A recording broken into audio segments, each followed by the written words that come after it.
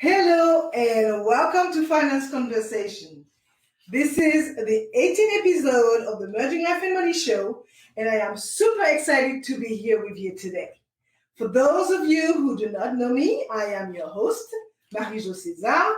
I help frustrated professional women acquire and apply the relevant financial skills and knowledge they need to take control of their money from the inside out and manage their finances and also understand that they can live their best life with the money they have. Thank you for joining in today. If you are watching the replay, make sure to type #replay in the chat and leave me some comments and questions. Welcome, and welcome. I come to you live every Thursday at 5 p.m. Pacific Standard Time to share valuable information about how to achieve financial wellness and live your life with means and meaning. Today's show is the 5th episode of the new series titled The Scoop on Women and Money. I will attempt to demystify women's money habits and uncover if fear holds them back from making or managing their money successfully. So grab a pen and a notebook, as you might want to take some notes to discuss further with family members, friends, colleagues, etc., because it is about sharing values that could benefit others. So if you have any comments and questions, make sure to put them in the chat. And if you want to talk to me directly, I will share my contact information a little later in the show. So, as you know, the main objective of the Merging Life and Money Show and my strong why is to empower as many women as possible with what I know about money and finance. So, before getting into today's subject matter, which is demystifying women's money habits, I would like to note that if the pandemic has taught us anything, it's to stop and evaluate our lives, get clarity on what's essential, and turn our focus to what matters. Your financial habits have far-reaching consequences for your family, yourself, and your future. Therefore, it is crucial to get your mental game together and reassess your financial habits. Remember that your financial security matters. I will focus on 3 points today, okay? Misconception about women's relationship with money, common money habits that do not serve women, and the slow financial paradigm shift observed in women of late. So, why are women stereotyped as being terrible with money? The stereotypes of women being bad with money likely have their root, I would say, in this ancestral male-controlled family finances, which, in my opinion, has become obsolete since over the past 30 years, I would say, women have increased their presence in the housing market, for example, with a home ownership rate of households led by women rising, while the home ownership rate of households led by men is falling. As a matter of fact, statistics show that the marriage rate has declined and more women are household heads. In 1990, only 32.5% of households were headed by women. Over the next 3 decades, the share of households headed by women increased 17%, and by 2019, households headed by women accounted for half of all households. And this trend holds true across all racial and ethnic groups, with Black households having the highest share of households headed by women, and that is 60%. Even though we are witnessing a cultural shift as it relates to people's attitude toward money, gender stereotypes are still well and alive. Okay, you may be surprised at just how much your gender still determines your attitude towards your money. Although there is nothing inherently different between men and women from a financial capacity standpoint. So, what's vastly different are the cultural messages that we have experienced growing up and the different men versus women messages you continue to get about money as adults and in the workforce. So childhood is a primary source of this cultural split. Many girls, right, lose interest in math at an early age, which ultimately leads to less confidence when it comes time to think about money in a way that significantly relates to earnings, saving, spending, borrowing, and especially investing. Additionally, it is your financial confidence of how much you think you know that defines many of your money decisions. And of course, men tend to express greater financial confidence than women in their money expertise because they receive cultural messages that lead them to believe that they know more than they really do. So for many women, a lack of confidence often leads to a more cautious approach. Additionally, women tend to be better than men at recognizing what they don't know, which is a huge plus for women, especially when it comes to making complicated retirement income decisions. Also, women tend to see money as a means to certain ends, while men see money as an end within itself.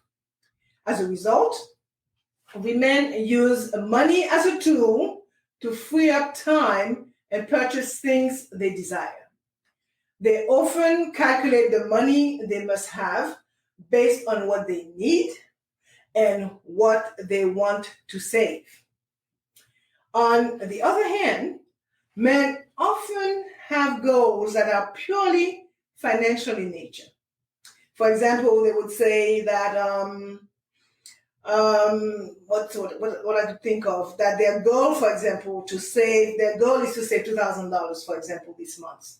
So the figure, right? The number is a goal rather than what can be done with it. Another fact is that over the course of their lifetime, men save more than 3 times what women save. So why such a big discrepancy? Because while women save and contribute more than men to their employees' retirement plans, they earn less than men. And many of them take more time off when children are young, and as a result, they get behind in their savings while out of the workforce, right? So women are significantly more worried about outliving their money than their male counterpart, as well as having enough assets saved up for emergency expenses in retirement than men, especially for health-related expenses. Also, many women are more cautious with how they invest because they feel that the stock market is far too complex and dangerous for most small investors to succeed. Instead, they stick to savings accounts and other fixed income products that seem to be safer and much less volatile than gambling with their nest egg in the stock market. You will also find that women prefer to keep their money in cash, which really affects them as they grow older, since the silent killer there, the inflation, It's at the value of cash over time, and money kept in cash misses out on any market growth. This can easily translate into circa $500,000 gap in retirement. Lastly, it is important to note that awareness about shopping habits and their effect can lead to better money management. Spending habits throughout your life greatly influence your financial future, and most of them have to do with your purchasing activities. Yet again, another characteristic that often relates to gender. So according to a study conducted by the Wharton Business School, when it comes to shopping, women are from lodgedoms and men are from sales. Now they have to find another one for guys because sales is on its way out, or out, I should say. They also observe that men buy and women shop. So what does this mean? So for men, shopping is a mission. They are out to buy a targeted item and flee the store as quickly as possible. And women are happy to meander through the department on their way to maybe making a purchase. It was also noted that men are less likely to comparison shop. They are quicker to click on the checkout button while online shopping, and they actually spend significantly more on impulse purchases. Additionally, according to a recent report published by Experian, the credit report company, they said that men had 4.3% more debt than women, took out bigger mortgages than women, and were late on their payment more often than women. Yet again, somehow, men do not seem to encounter much criticism about their spending habits. All right, over to the second point that I want to talk about today: the common money habits that do not serve women. So as we all know, habits are the regular tendencies we have that are hard to break, right? They are the things we do over and over without even thinking about. Our habits shape our lives, right? Both for the good and for the bad. So no matter what area of your life you are trying to improve on, there needs to be a sharp focus on breaking bad habits and forming good ones. If you currently possess any of the following bad money habits that I'm going to state in a few minutes, you need to work on replacing them with positive habits that will move you closer to your financial goals. So I think I identified how many? About 7 of them. Spending money more than you earn, okay? Spending more money than you earn. So spending more than you earn is the cardinal sin of personal finance. This one habit will have a trickle-down effect, causing big problems in all areas of your personal finances. For instance, if you spend more than you earn, you'll have to rely on credit to cover the rest, okay? So the credit comes with interest and traps you into debt. So you continue spending more than you earn, creating a bigger, more vicious cycle. So if you currently spend more than you earn, this needs to be the very first thing you address. Don't even worry about anything else until you are living within your means. Okay, so for some, this will mean new spending habits. And for those on a really tight budget, it will mean earning more money. Okay, so go look for a hustle, pick up a side gig, do whatever you have to do, but please live within your means. The second one is relying on credit to pay your bills. Okay? So it's okay, I'm going to pay it. It's okay as long as you pay the balance at the end, in full at the end of the month. Right? Otherwise, it is not going to work. So credit is expensive, and if not used properly, it is a trap. Okay? So if you are using credit to cover basic things like food or rent, or you are using it for mindless purchases like vacation, new clothes, new shoes, you need to remedy the situation. Okay? So while it's true that at some point you might need to rely on debt, say for a mortgage, education expenses, on investment property, it should be done with extreme care and planning.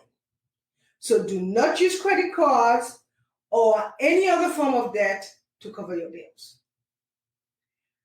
3, not being prepared for an emergency. If there is one thing you can count on, is that at some point or another, something will go wrong. An accident will happen, a job will be lost, or an appliance will break. So being prepared for an emergency is very, very important when it comes to your finances. You don't want to be caught off guard, okay? Financially, anyway. You don't want to be caught off guard. Save up some cash for emergencies. 4, paying your bill late, okay? So while it can happen to the best of us, right?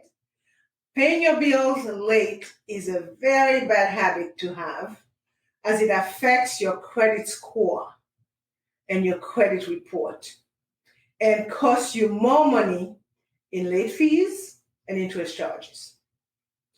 So also, it can stay on your credit report for the better of 7.5 years. So make it a habit of always paying your bills on time. If you are the type of person who simply procrastinates with tasks like this, consider enrolling in autopay.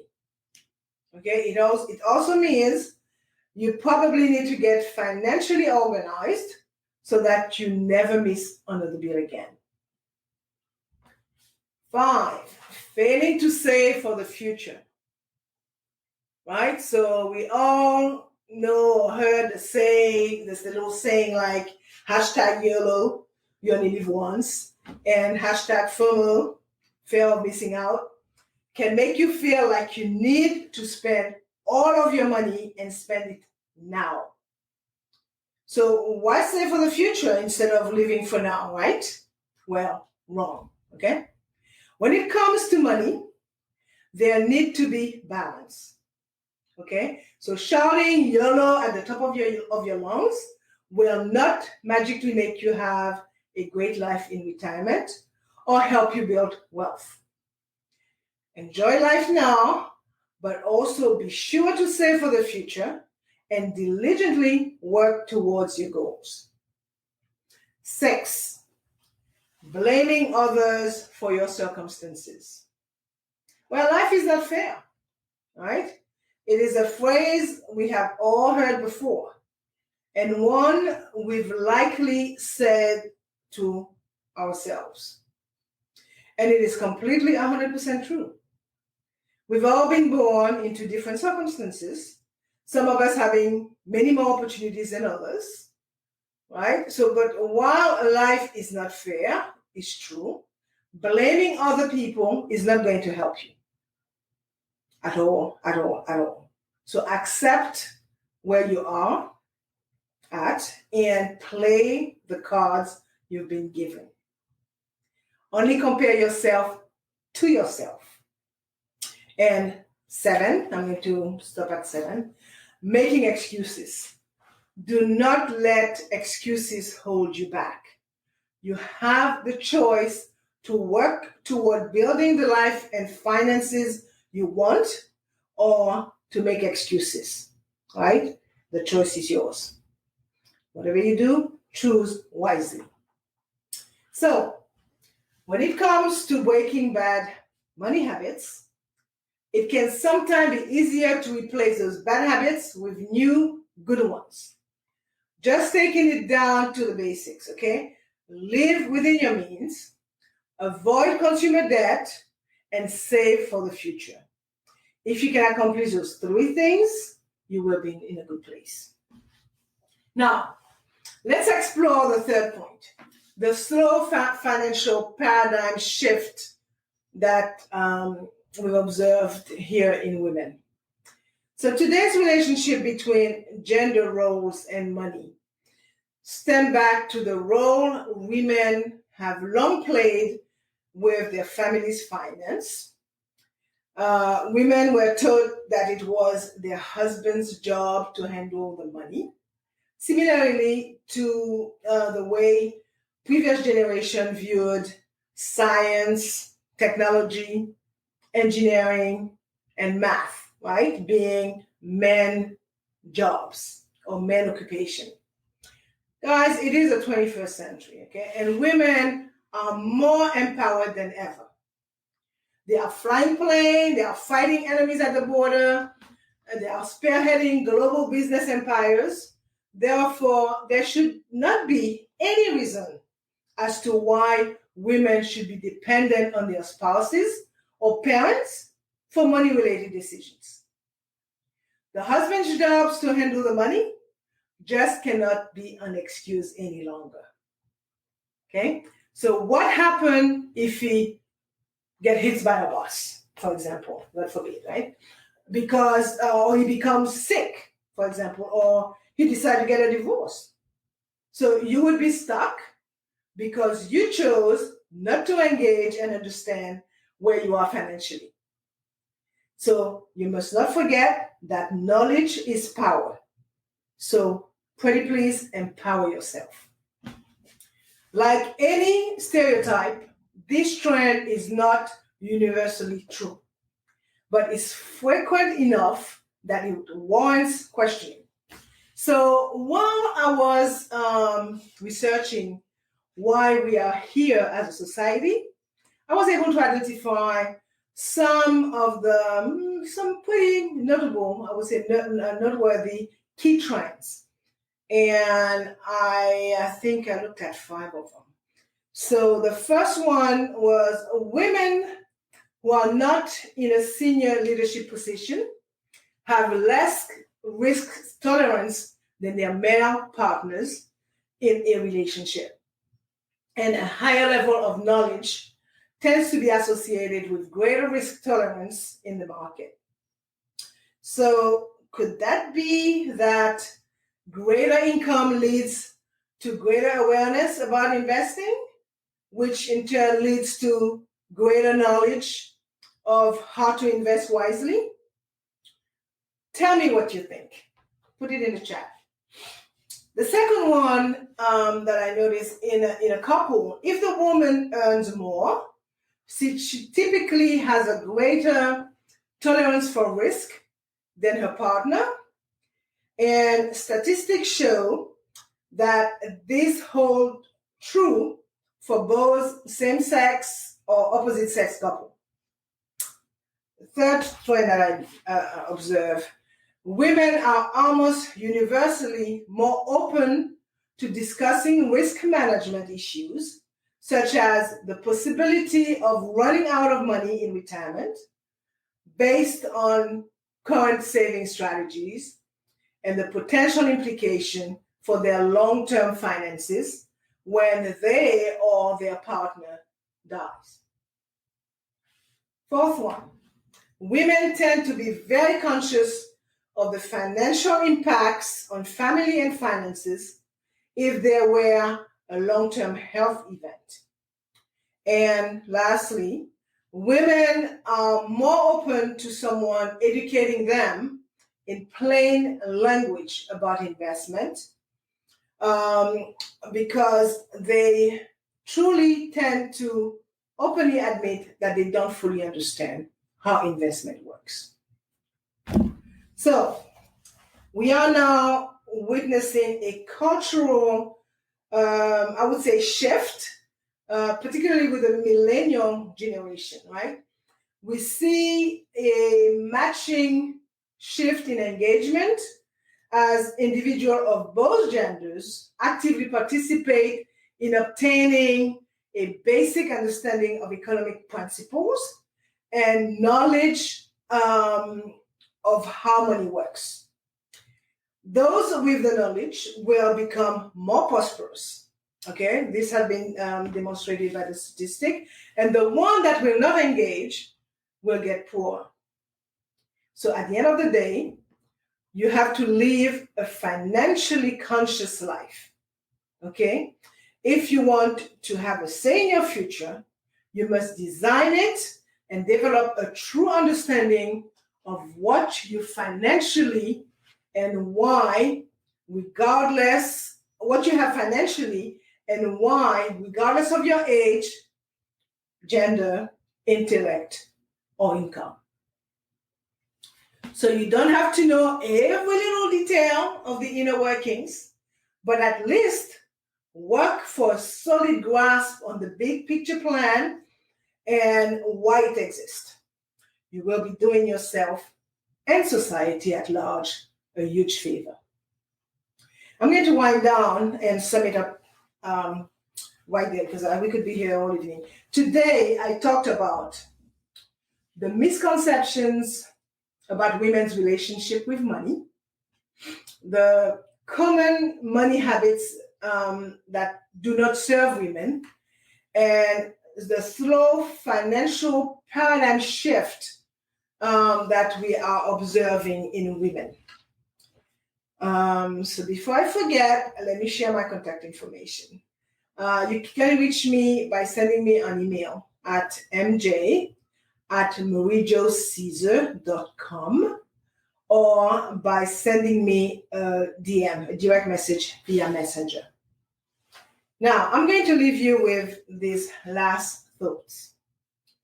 As professional women, with or without families, we have a lot on our plates, right? But financial soundness should be a priority because having a plan is empowering, okay? Being burdened with debts or lack of a retirement fund can cause undue stress and anxiety, but you can do something about it now.